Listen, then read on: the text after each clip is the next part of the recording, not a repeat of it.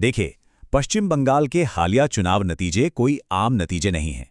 ये भारतीय राजनीति के सबसे बड़े और सच कहें तो ऐतिहासिक बदलावों में से एक हैं। आज के इस एक्सप्लेनो में हम इसी अभूतपूर्व राजनीतिक घटना का गहराई से विश्लेषण करेंगे। 205, जरा इस नंबर पर गौर कीजिए। 294 सीटों वाली विधानसभा में 205 सीटें जीतना ये अपने आप में एक विशाल बहुमत है। ये आंकड़ा चीख चीख कर बता रहा है कि जमीन पर बदलाव कितने बड़े स्केल पर हुआ है। तो अब स्वाभाविक रूप से एक बड़ा सवाल हमारे सामने आता है कि आखिर 15 साल का इतना मजबूत शासन अचानक से पलट कैसे गया। बस यही वो पहेली है जिसे आज हम सुलझाने वाले हैं। इस पूरे घटनाक्रम को अच्छे से समझने के लिए हम इसे कुछ हिस्सों में बांटेंगे। हम देखेंगे कि यह ऐतिहासिक शिफ्ट कैसे हुआ, इसके पीछे के असली कारण क्या थे, विजेता की रणनीति क्या थी, क्या विवाद हुए और अंत में इन सब का भविष्य के लिए क्या मतलब है। तो चलिए सबसे पहले बात करते हैं इस ऐतिहासिक शिफ्ट की। अगर हम पिछले 15 सालों और इस 2026 के रिजल्ट को आमने सामने रखें तो फर्क साफ दिखता है। पिछले 15 साल से ये राज्य एक ऐसा गढ़ माना जाता था जिसे भेदना नामुमकिन सा लगता था, लेकिन अब इतिहास पूरी तरह से बदल चुका है। राज्य में पहली बार बीजेपी की सरकार बनी है, वो भी इतने बड़े ऐतिहासिक बहुमत के साथ। अब जाहिर है जीतने वाली पार्टी इसे एक बहुत बड़े जनादेश के रूप में देख रही है। खुद प्रधानमंत्री नरेंद्र मोदी ने कहा है कि ये चुनाव हमेशा याद रखा जाएगा, सुशासन की राजनीति की जीत हुई है।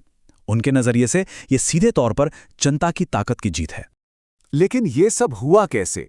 आइए उन मुख्य कारणों पर नजर डालते हैं जिन्होंने जमीनी हकीकत को बदल कर रख दिया। विश्लेषकों की माने तो सबसे बड़ा फैक्टर था एंटी इनकम्बेंसी, यानी एक गंभीर सत्ता विरोधी लहर। लोगों में इस बात को लेकर काफी असंतोष था कि उनके रोजमर्रा के जीवन में बहुत ज्यादा दखलंदाजी हो रही थी।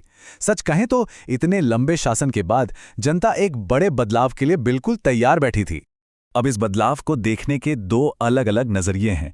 धर्मेंद्र प्रधान जैसे नेताओं का मानना है कि यह सीधे तौर पर पिछली सरकार को जनता का रिजेक्शन था। वहीं रेखा गुप्ता जैसे विश्लेषक इसे एक अलग एंगल से देखती हैं। उनके मुताबिक इसमें महिला वोटर्स ने बहुत बड़ी भूमिका निभाई, जिन्होंने डर के माहौल को नकार कर सीधे तौर पर गुड गवर्नेंस को चुना।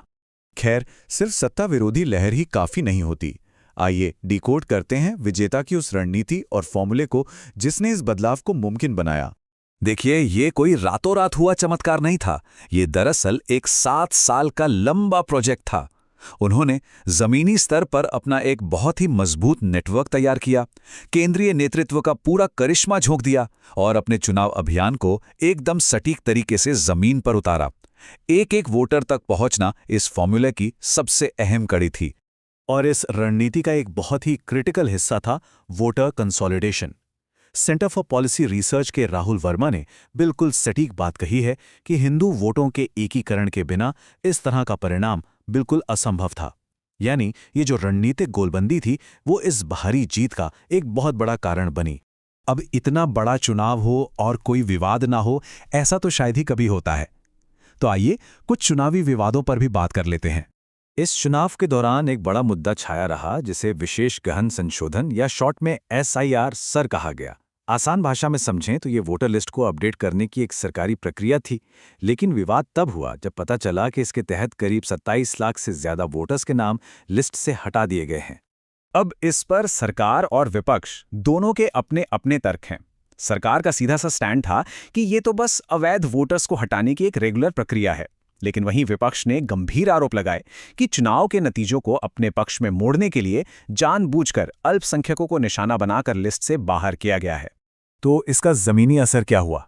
एक्सपर्ट्स का मानना है कि यकीनन अकेले इस प्रक्रिया ने पूरा चुनाव नहीं पलटा है, लेकिन हाँ, इतने करीबी इलेक्शन में इसने एक सीमित लेकिन बहुत ही महत्वपूर्ण भूमिका जरूर निभाई है।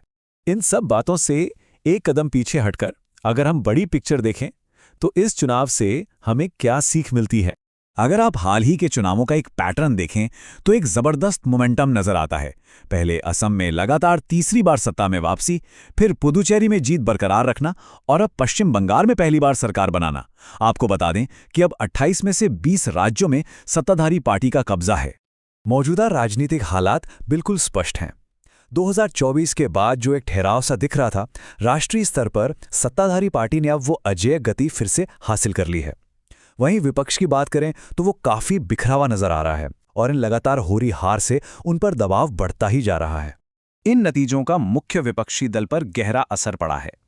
बंगाल और असम के नतीजों के तुरंत बाद राहुल गांधी ने गहरी चिंता जताते हुए इसे लोकतंत्र के लिए एक बड़ा खतरा बताया है और विपक्ष को इस नई चुनौती के लिए आगाह किया है। तो अब सवाल उठता है कि यहाँ से आगे की राह क्या है? देखिए, पूर्वी भारत का नक्शा तो पूरी तरह बदल गया है, लेकिन कहानी का एक दूसरा पहलू भी है, दक्षिण भारत। दक्षिण का किला अभी भी विपक्ष के लिए मजबूत बना हुआ है। केरल में यूडीएफ 10 साल बाद वापस सत्ता में आई है और तमिलनाडु में एक्टर विजय की पार्टी टीवीके ने एक ब्लॉकबस्टर एंट्री मारी है। तो यहाँ की राजनीति अभी पूरी तरह से अलग दिशा में है। लेकिन एक बात हमें याद रखनी होगी, राजनीतिक जीत अपनी जगह है, पर कुछ बहुत ही गंभीर आर्थिक चुनौतियां हमारे सामने खड़ी हैं। चाहे वो ईरान युद्ध का हमारी अर्थव्यवस्था पर असर हो, एनर्जी क्राइसिस हो या फिर बड़े पैमाने पर बढ़ती बेरोजगारी, आने वाले समय में ये मुद्दे किसी भी सरकार के लिए बड़ी अस्थिरता पैदा कर सकते हैं। तो अंत में ये सब देखकर एक सवाल दिमाग में गूंजता है। सत्ता के इतने बड़े और अभूतपूर्व एकीकरण के बाद भारत के लोकतांत्रिक विपक्ष का भविष्य अब क्या होगा? क्या वे कोई जबरदस्त वापसी कर पाएंगे, या फिर भारतीय राजनीति का ये परिदृश्य अब हमेशा के लिए बदल चुका है? ये एक ऐसा सवाल है जिस पर हम सबको सोचना चाहिए। आज के इस एक्सप्लेनर में हमारे साथ जुड़ने के लिए आपका बहुत बहुत शुक्रिया।